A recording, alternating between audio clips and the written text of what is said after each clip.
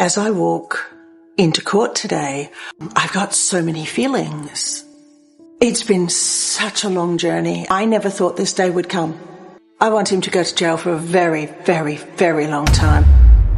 Simulan natin ang kwento sa pagpapakilala sa ilang mga tauhan. Si James ay isang 50 years old, matalino at maobserba. Lagi siyang may dalang malalim na pananaw at hindi mawawala ang kanyang malaki, bilugang salamin. At higit sa lahat, ang kanyang walang humpay na pagngiti. Si Symphony sa kabilang banda ay isang 4 years old na batang babae.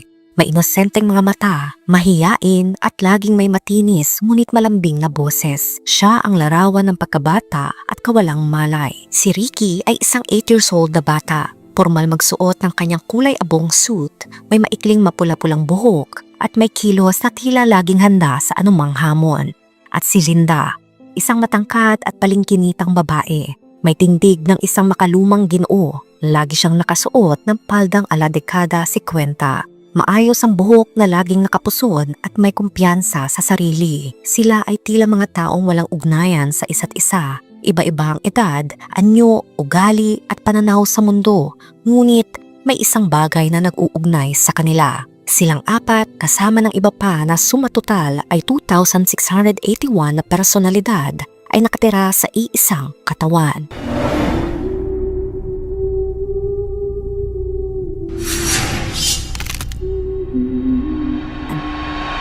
Noong 1964 sa Wheeling, England, sa isang high school dance, unang nagkakilala sina Richard at Pat. Pareho silang 19 years old. Si Richard ay nagtapos bilang isang electrical engineer. Sa paglipas ng panahon, nagkaibigan sila at kalaunan ay nagpakasal at bumuo ng pamilya. Pagsapit ng 1970, ipinanganak si Jenny, ang pangalawa sa tatlong magkakapatid. Isa siyang magandang batang babae na may kayumangging buhok. Mahiyain, ngunit palangiti.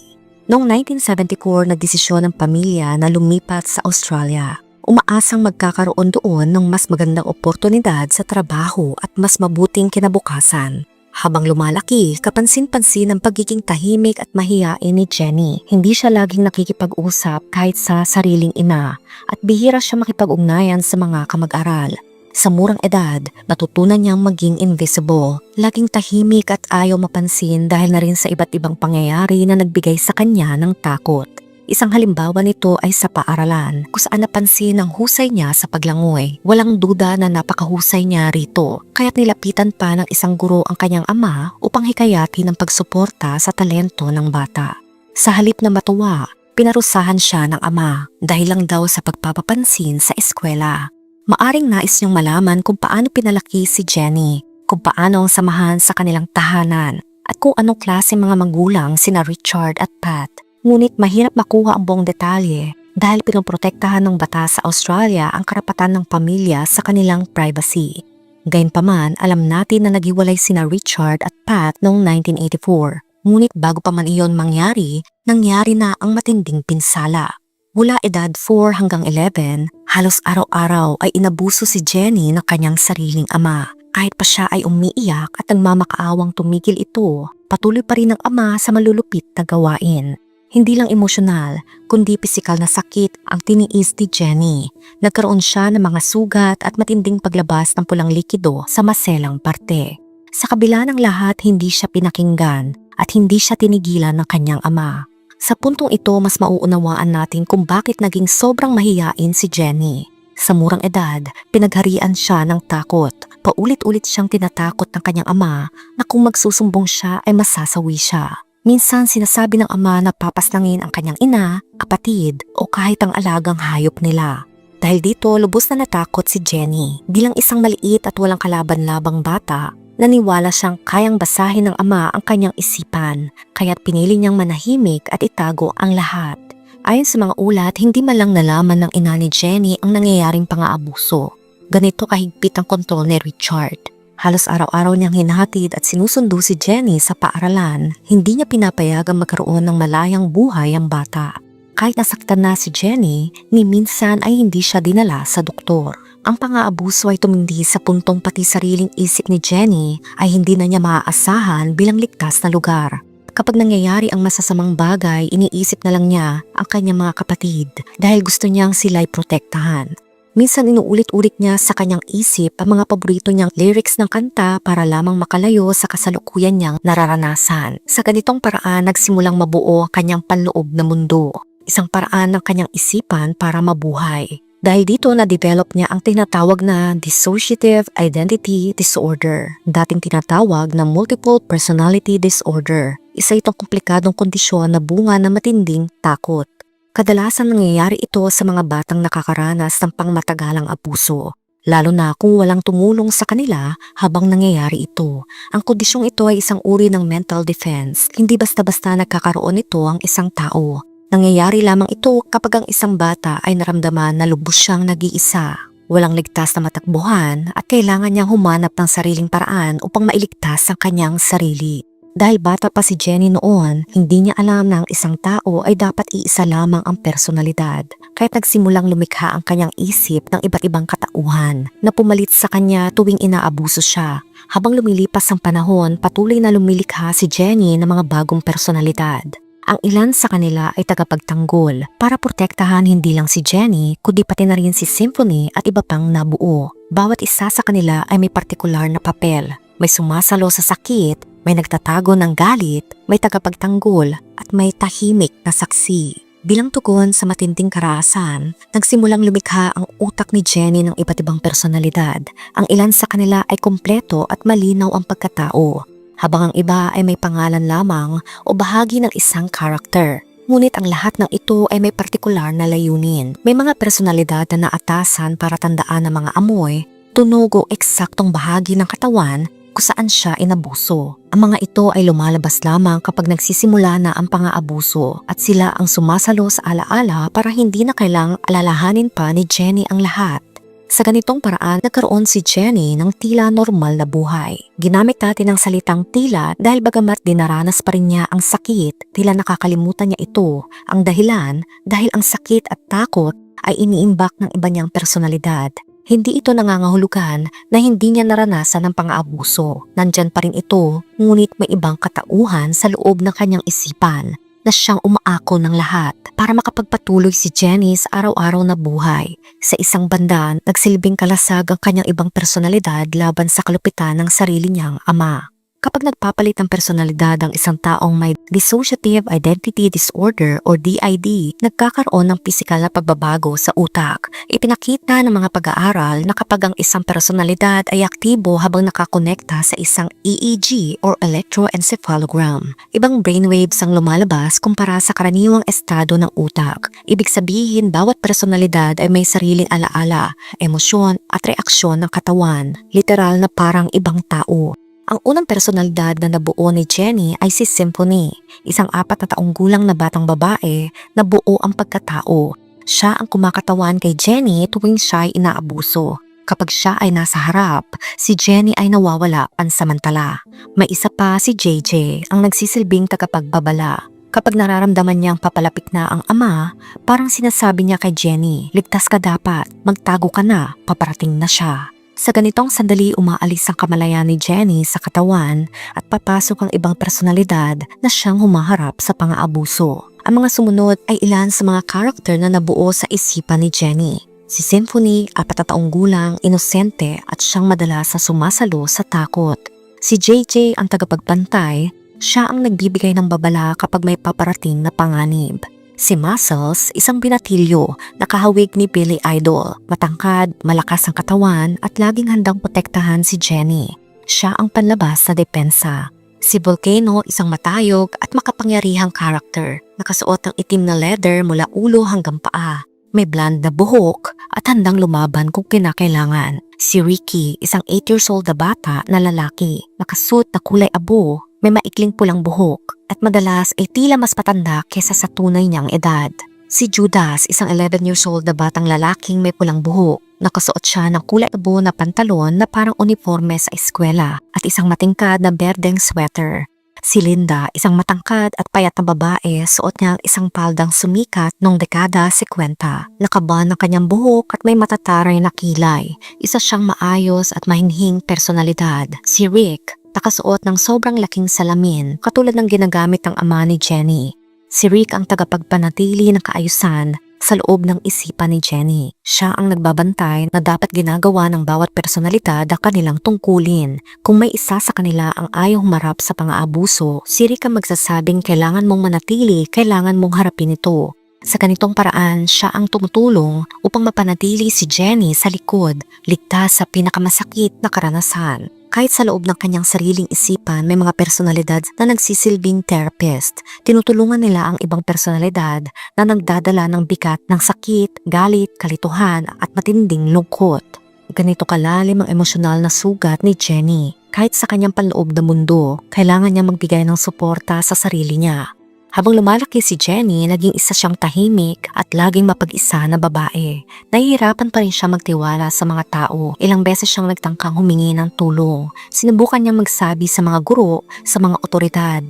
Ngunit hindi siya pinaniwalaan. Nang simulan niyang banggitin ang tungkol sa kanyang mga ibang personalidad, iniisip ng mga tao na guni-guni lamang ito. Akala nila nag-iimbento lang siya. Dahil dito napilitan si Jenny na manahimik. Nagdesisyon siyang hindi na muli magsasalita hanggang sa maging handa siya. Handa na may sapat na ebidensya, lakas ng loob at kaalaman upang maisalaysay ang katotohanan. Matapos maghiwalay ang kanyang mga magulang noong 1984, nanatili si Jenny sa piling ng kanyang ina at mga kapatid. Pero kahit malayo na sa ama, hindi pa rin niya naikwento ang tunay na nangyari. Sa halip, gumawa siya ng matyagang plano. Magtago muna ng katotohanan hanggang sa maging handa siyang isiwalat ito sa buong mundo. Habang dumaraan sa kabataan, nanatiling mag-isa si Jenny. Wala siyang tunay na kaibigan hanggang makarating siya sa universidad. Pero sa kabila nito, naging napakalakas ng kanyang isipan. Ginamit niya ito upang magtagumpay sa pag-aaral.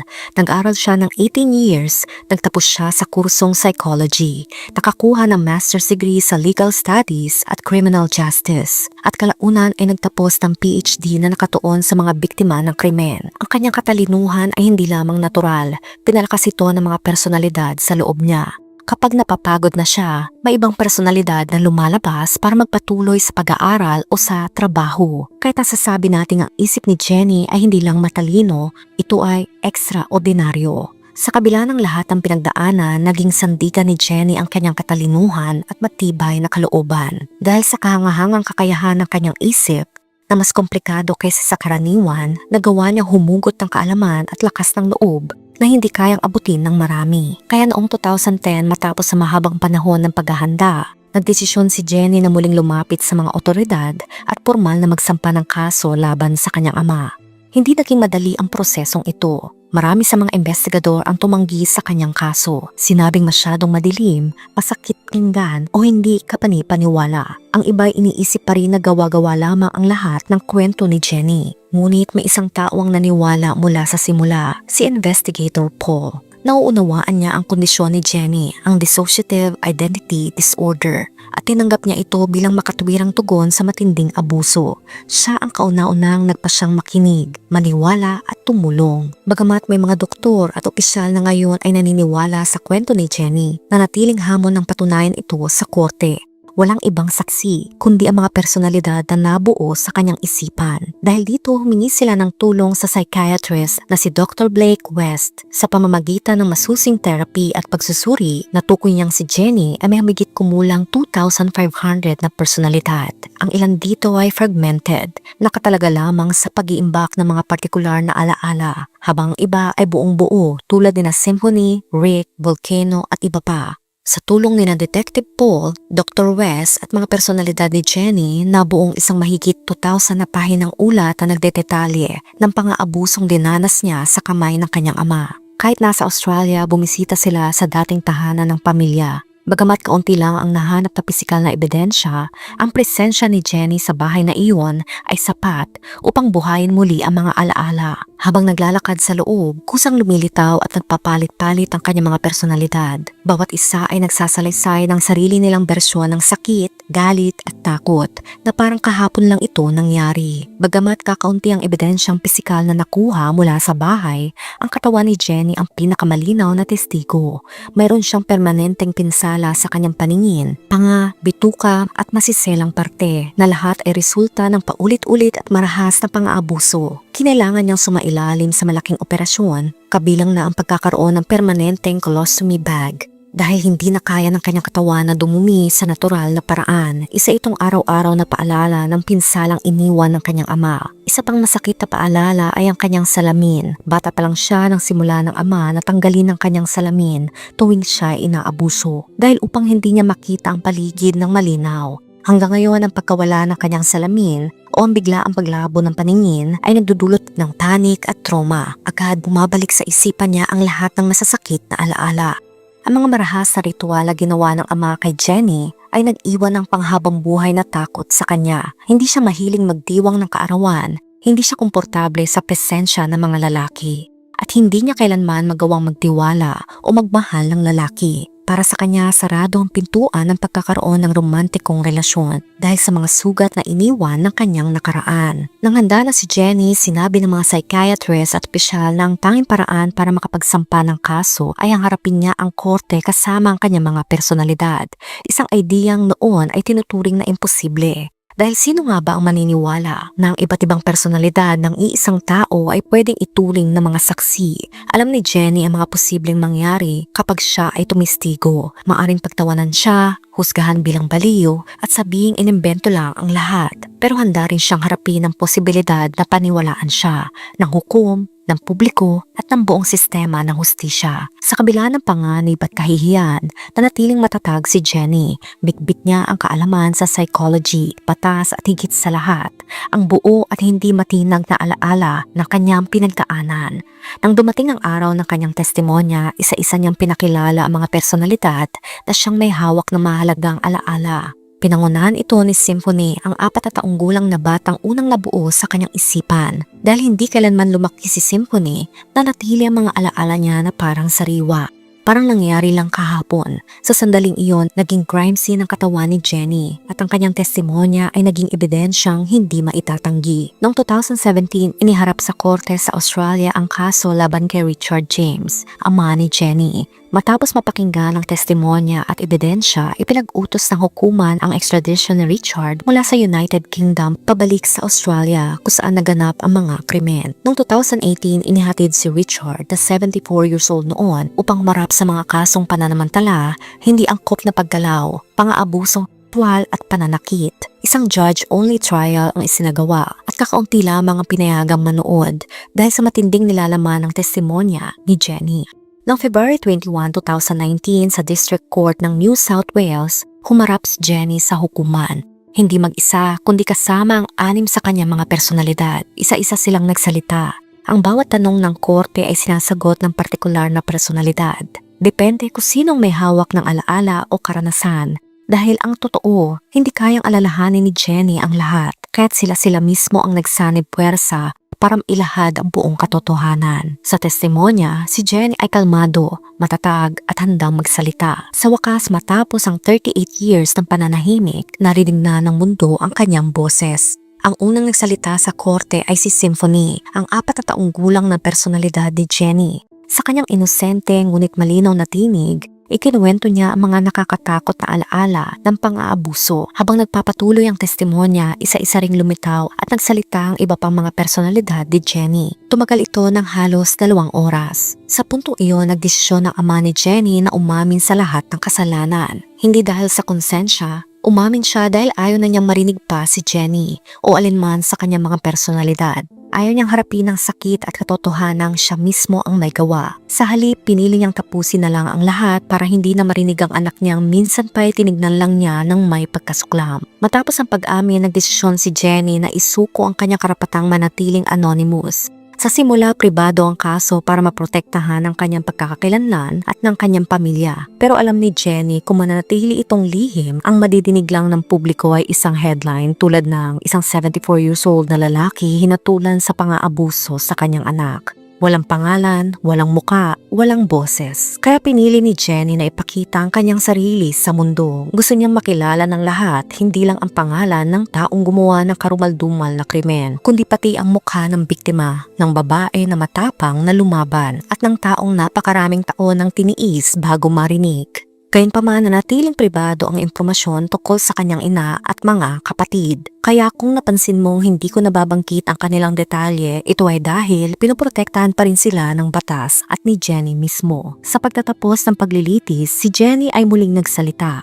Anya, hanggang ngayon ako ang nagbayad ng halaga. Pakiusap, mahal na hukom, maaari mo na bang sa wakas ilagay ang responsibilidad sa taong nararapat dito at ipadala siya sa bilangguan ng mahabang panahon. At noong September 6, 2019, habang nakaupo si Jenny ilang metro lamang mula sa kanyang ama sa loob ng korte, hinatulan si Richard James ng 45 years sa kulungan. Kailangan magsilbi muna siya ng hindi bababa sa 35 years bago siya payagang magsumite para sa parol. Ngunit sinabi ng hukom na halos imposibleng makalaya pa siya, lalo't nasa 74 years old na siya noon. Sa madaling salita, si Richard ay masasawi sa bilangguan. Hindi kailanman tumingin si Richard sa kanyang anak. Sa buong paglilitis na kayo kulang siya.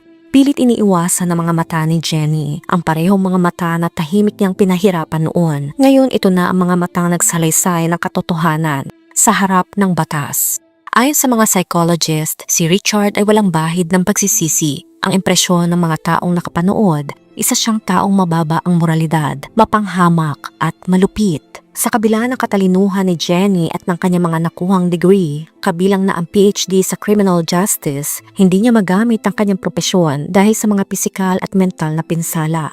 Hindi niya kaya makipag-ugnayan sa iba sa isang karaniwang trabaho. Dahil dito umaasa siya at ang kanyang ina sa tulong ng Estado. Isa pa itong paalala kung gaano kalalim at kalawak ang pinsalang iniwan ng pang-aabuso. Ngunit paano kaya hindi nalaman ng isang ina na inaabuso ang kanyang anak sa loob mismo ng kanilang bahay? Marami ang mga taong nagtatanong din ng ganito sa mga kasong tulad ng kay Jenny. Narito ang ilang maingat na posibleng taliwanag, hindi para itama o palusutin ng sinuman, kundi para mas maunawaan ang kabuuan. Una, ang psychological control at manipulasyon. Ang mga abusado tulad ng ama ni Jenny ay napakahusay sa pagtatago at pagmamanipula. Maaring kinontrol niya ang kanyang asawa emotionally, psychologically, o pati physically. Kapag ang isang ina ay palaging binabantaan, pinapahiya o kinokontrol, maari rin siyang mawalan ng lakas ng loob para pansinin o questionin ang mga kakaiba sa bahay. Sa mga sitwasyong ito, nagkakaroon ng fog o mental na pagkalito at pinipili ng utak na huwag makita ang hindi kayang tanggapin. Pangalawa, dissociation at denial ng magulang. Hindi lang ang bata ang maari mag-dissociate. May mga magulang na nagkakaroon ng denial or emotional blindness. Minsan may subconscious knowing parang kutob, pero masyado itong masakit para tanggapin, kaya't pinipiling hindi ito pansinin. Sa ilang kaso, sinasabi ng mga psychologist na ang ibang magulang ay mas pinipiling maniwala na okay lang ang lahat, kesa sa harapin ng posibilidad na ang asawa nila ay isang halimaw. Pangatlo, limited contact at control ng abuser. May posibilidad rin na masyado kinontrol ng ama ang lahat ng access ni Jenny kahit sa sariling ina niya. Ayon sa kwento, si Richard ay naghahatid sundo sa eskwelahan at hindi kailanman dinala si Jenny sa doktor kahit may injury ito. Posibleng sadyang inilihim ang lahat ng medical at pisikal na bakas ng pang-aabuso. Pang-apat, fear and learned helplessness ng ina. Sa maraming kaso ng DA, pati ang ina ay biktima rin. Maaring natutunan niyang manahimik para mabuhay. Maaring wala siyang lakas, walang suporta o sobrang takot na tumingin sa katotohanan. Dahil dito, nagiging bulag siya sa nangyayari sa paligid. Panglima, kakulangan sa awareness. Sa mga dekada noong 70 at 80, hindi pa rin ganap na naiintindihan ng lipunan ng mga pahiwatig ng abuso sa mga menor. Walang sapat na edukasyon, walang access sa mental health support, at masyadong malaki ang stigma. Kahit maraming magulang noon ay walang kaalaman sa kung ano ang dapat bantayan. Pero mahalagang punto ito, hindi ito excuse, hindi ito pagbibigay linis. Laging responsibilidad ng magulang na protektahan ng anak. At oo, isang bata na edad 4 hanggang 11 ay dapat binabantayan, pinaliliguan at sinusubaybayan. Pero sa mga kasong tulad nito, ang pananahimik ng ina ay maaring bunga ng sariling takot o manipulasyon, hindi lamang kapabayaan. At itong malungkot na realidad sa maraming tahanang may pang-aabuso. Ikaw, anong masasabi mo sa kwento natin ngayon? Let me know sa comment section.